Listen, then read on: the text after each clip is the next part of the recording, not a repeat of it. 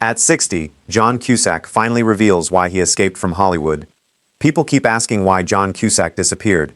I used to think he simply stopped getting good roles. Turns out, that wasn't even close. The more I looked into his story, the more it felt like someone who chose peace over power. For decades, John Cusack was everywhere.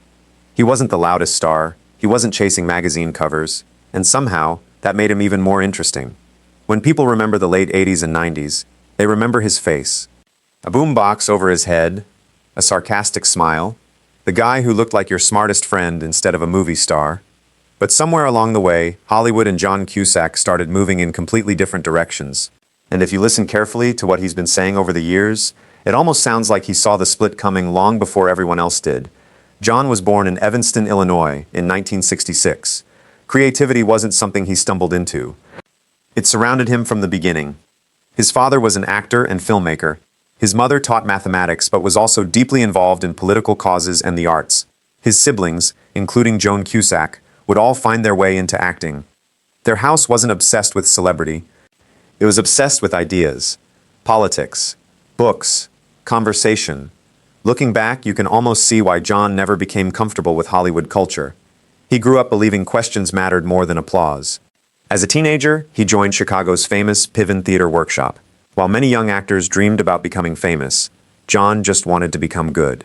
That difference would define his entire career. By the early 1980s, Hollywood noticed him.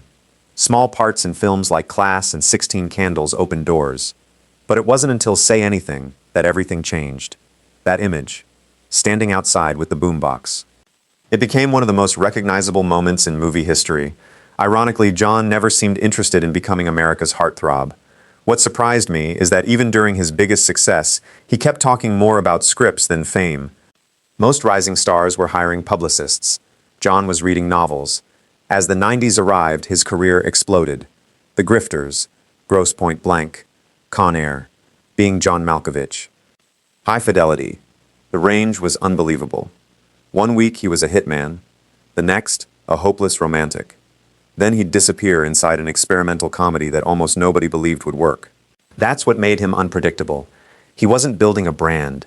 He was following curiosity. And Hollywood doesn't always reward that forever. Around the same time, another side of John became impossible to ignore.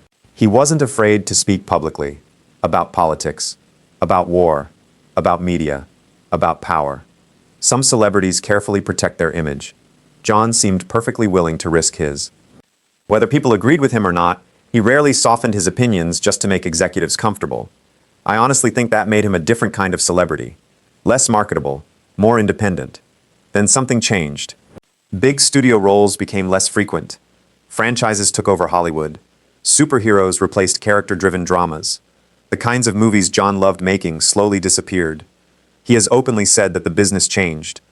Studios became more interested in giant intellectual properties than original stories. For an actor who built his career on unusual characters, that shift couldn't have been easy. Instead of chasing blockbusters, John began choosing projects that interested him personally.